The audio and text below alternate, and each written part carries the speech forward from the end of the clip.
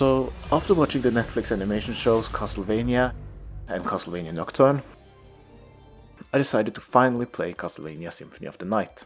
Now, I've always heard much about this game and how it has affected video game history with its new game style, later influencing a whole new genre, with a little help of Metroid. I can slightly remember back to my childhood watching my uncle play this game, and when I told him that I'd recently watched the Netflix series, he started to think back and told me how this game was really good, and that he wished they would make a remake of this game, with updated graphic and music, of course. But is it as good as people are making it out to be? Warning. From this point on, there will be spoilers ahead. If you haven't played the game and want to experience the full experience of this game, pause this video and return back to it after you have played the game. This is your last warning.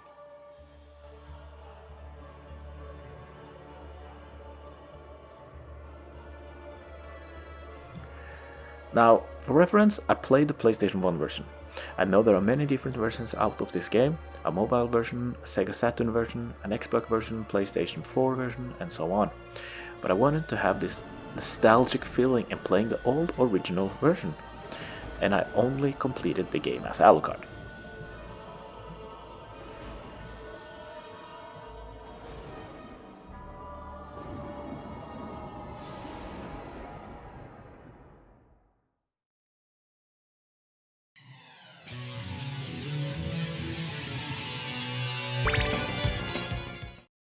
Die, monster! You don't belong in this world! It was not by my hand that I'm My first thoughts after only playing through the opening bit with Richter were, so they're making you play as the final boss in the start. That's cool.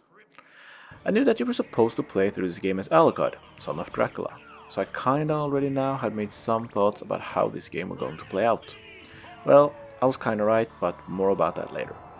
After playing through the opening act with Richter Belmont, which I had some knowledge about from the Nocturne series, you start to play as Alucard. And pretty fast you can see the resemblance to Alucard from the Castlevania series. The pale skin, long blonde, almost whitish hair, slim figure, and so on. I do miss the more calm and cold voice of Alucard from the Netflix series though. The graphics aren't anything revolutionary by today's standards, and even when this game came out, some games were already transitioning over to 3D, while Konami stayed with this 2D side-scrolling for this game.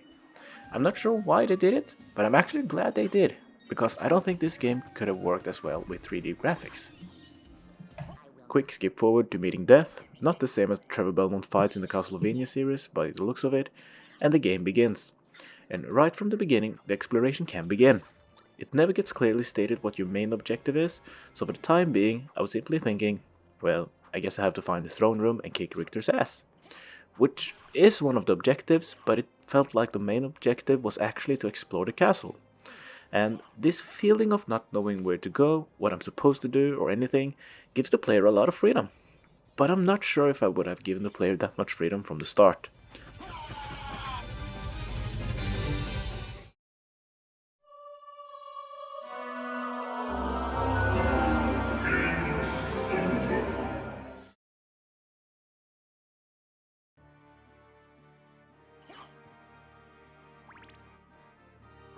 Early on, I found myself dying a lot, and I had forgotten how unforgiving some early games were when it came to this topic. There are no checkpoints or automatic save feature in this game, so unless you're actually keeping this in mind, this game can be quite unforgiving. This reminded me of FromSoft games, like Dark Souls, Demon Souls, etc. And while I do like this, it can be quite unforgiving in the beginning, especially when fighting bosses. Some of the save rooms are close to the boss and makes the run up to the boss quite alright. Some others are, however, so far away that getting to the boss and not losing much health is almost a boss in itself. Because, as well as being a save room, these rooms also heal you up to full health, and when you haven't got much of healing items, you will go back to these rooms quite a lot.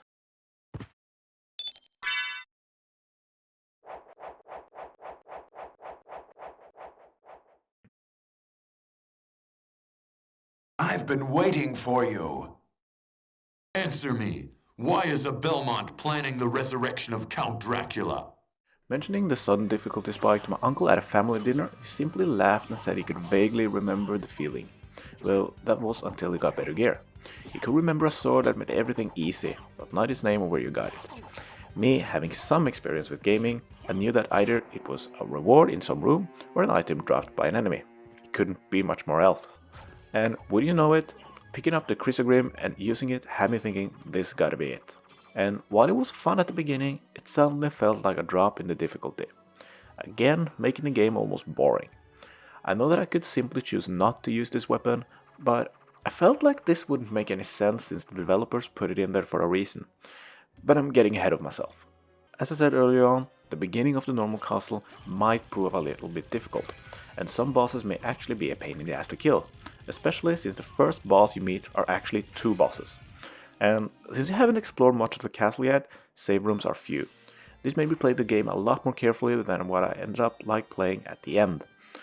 And while this game is exciting in the beginning, I kind of feel like all the knowledge I had about the enemies were useless late game when I simply could one-shot almost everything. Later on, even the bosses loses their edge, like take Gelmoth for instance. A boss that without putting on the right gear actually do prove somewhat of a challenge. But using the right gear, you can't actually lose this fight. Barrel's Circlet heals Alucard by lightning damage, which means that Gelmoth's attacks are useless, and this takes almost all of the fun out of the fight. I do understand that it would be almost impossible to make the game have a more stable or linear difficulty progression, while also giving the player the freedom to explore as much as this game does. There are some places that are inaccessible before getting certain items or doing something before, but this game does give you plenty of freedom to explore. But perhaps giving some enemies the ability to scale with the player's level, or adding new enemies when you've killed some bosses, or having stronger versions of the normal enemies spawn more and more frequently would have solved this problem.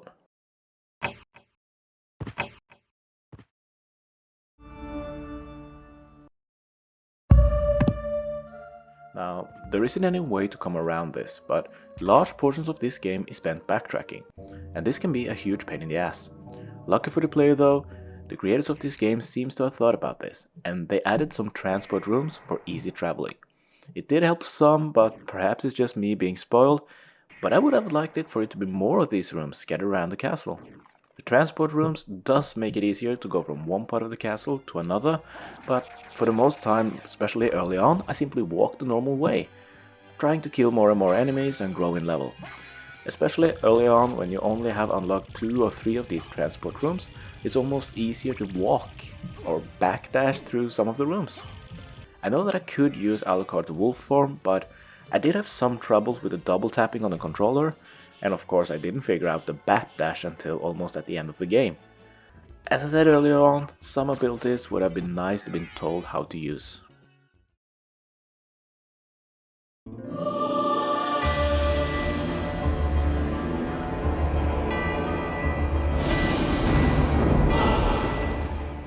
Now, I didn't go into this game completely blind. I did know about the inverted castle, and that when I thought I had beaten the final boss, I was actually just halfway through this game. And thinking back to when this game came out, I gotta say that this is an amazing feature. However, I didn't know that there would be multiple endings as well.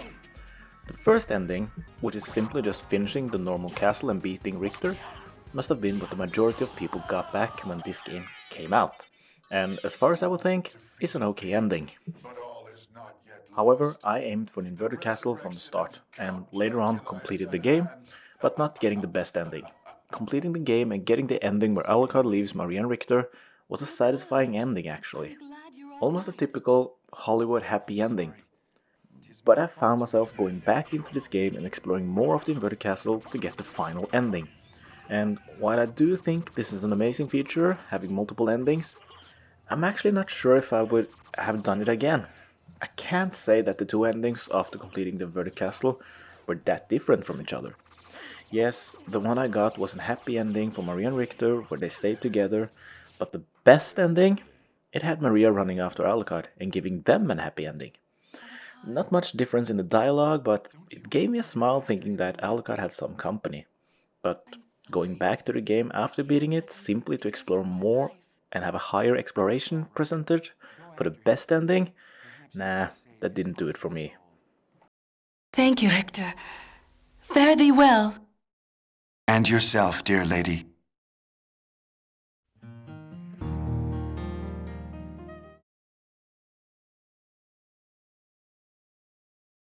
So, is it as good as people are making it out to be?